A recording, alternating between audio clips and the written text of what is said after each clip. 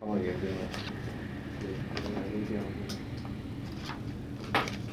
The D, the small D is an email. Yeah, the bigger is a EGX. What? Any moment from here. Any moment from here. So this 2 meter, right? 2 kilometer per meter. So this one is 2 meter. From here to here is 1.85. So what's it called? Find the meter point. Using the shear force diagram. Max bending point. Max bending point is find here already. Max.